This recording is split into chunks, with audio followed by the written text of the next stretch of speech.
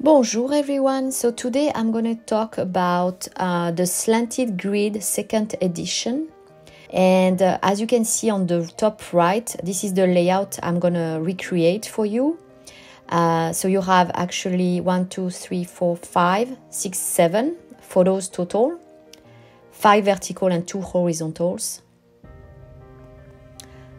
And so, I want to show you this tip that I use a lot. When I receive the stencil, I always do that. So basically, I use my marker front and back, and you will see what it does.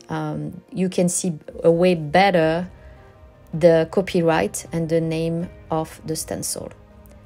So I'm erasing with just a paper towel.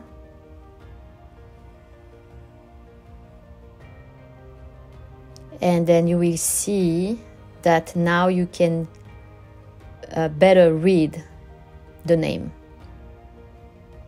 So you can try it, on your own, but I really like this. So now I'm gonna grab my first photo.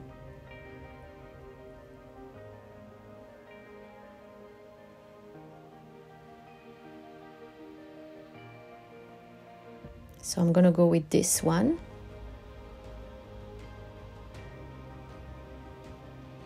As you can see on the right, there is an arrow pointing on the photo I'm gonna use, and another line on the two vertical line on each side of the photo, because it's 4 inches across, so it's pretty easy. I mean, if you have a 4x6 photo, obviously.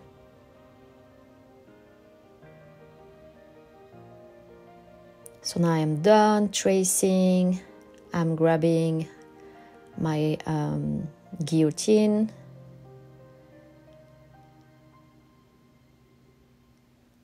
And I like to check, so I erase my lines. Oh, by the way, you need to make sure it's erased before using the marker on it. But I'm very picky, so I always kind of check once I'm done, and I can tell here I miss a little bit of cutting, so I'm gonna trace again. So I was saying, for the marker, make sure it comes off, and if it doesn't, use a erasable pen. We have it available in the store as well, if it doesn't come off with the marker.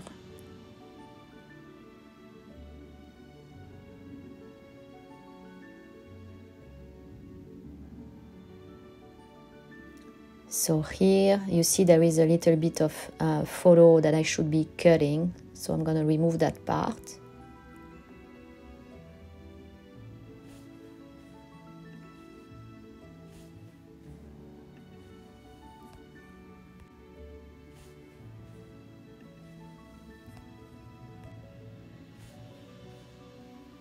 Yes, now I like it.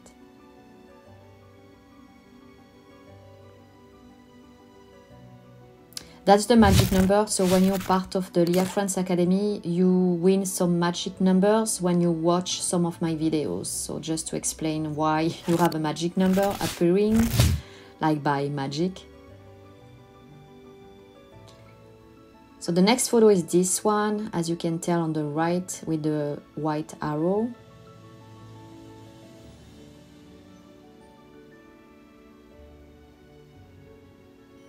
So I'm going to trace.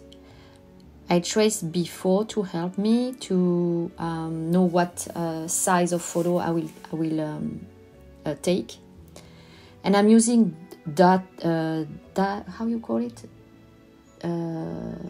dashed lines. There is the dotted lines and the dashed lines, I think. I don't know, but you can see it on the videos. And then I use that if you don't have colored dry erase marker, you can use that. But if you have colored dry erase marker, you can use, pink or blue. So here I'm using small dotted lines.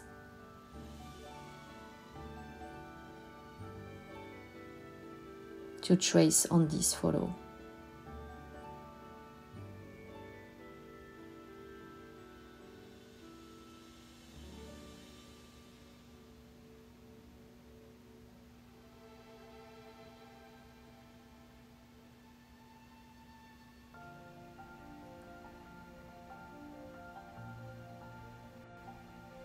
And I wanted to take a moment to show you a small tip. It's about always trying to keep your photo with the horizon line straight. So as you can see on the right, you see the pink line. It needs to stay horizontal. You don't want to slant it. You don't want to slant your photo to follow the grid lines. You want to stay straight under the stencil when it comes to horizon line. And another thing I wanted to share with you is when you see a lot of squares like that, I mean slanted squares, you can use the die if you have a die cutting machine. It's very convenient. So I'm using the big shot, but any machine would do the job great for you.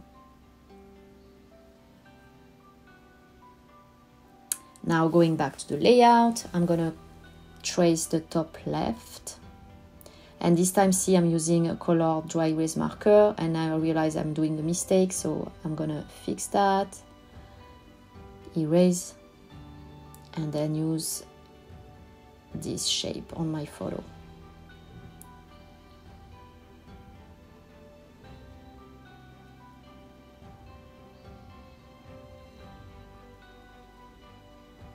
Now I still have to do 2 more photos and a journaling box. So I'm doing the journaling box right now with the blue marker.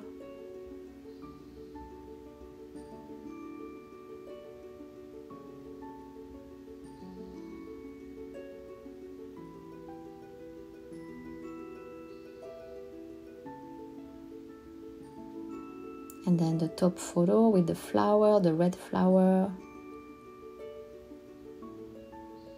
So I'm gonna start by the red flower. Kind of center the flower where I want it to be cut.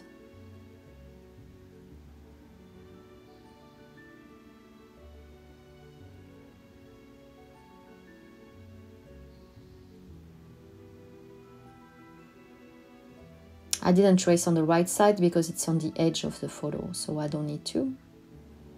And the last one is going to be the photo on the top right. So again, you will see there is no horizon line in this case, but I adjust a line with the 2 vertical lines on the side. And I can cut after.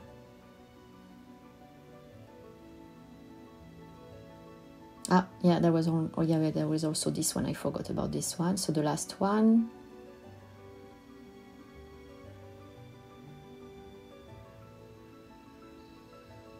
So now I'm gonna cut everything. And it's time to talk about the placement marks. So I'm using my clips to hold on the template by the top. So I placed 2 of them. You can place 4 of them if you want. I placed only 2. But never, ever, ever place your clips on the side or at the bottom. And I'm going to explain you why. So you just don't do this. So let me show you. You want to be able to do this at all times.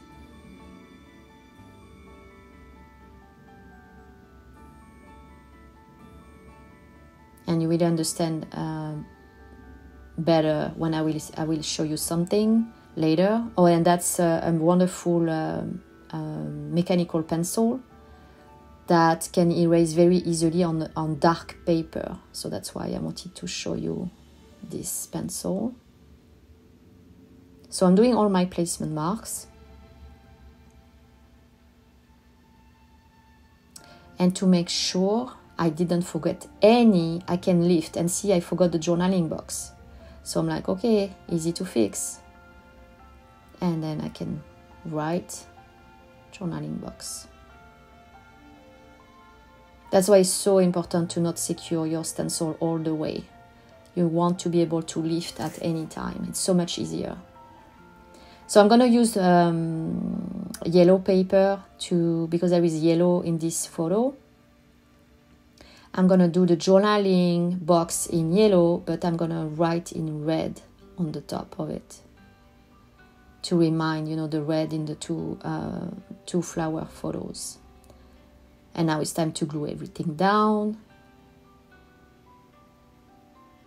So I'm pretty much done. I just need to add the journaling box and then 2 strips on the top and at the bottom.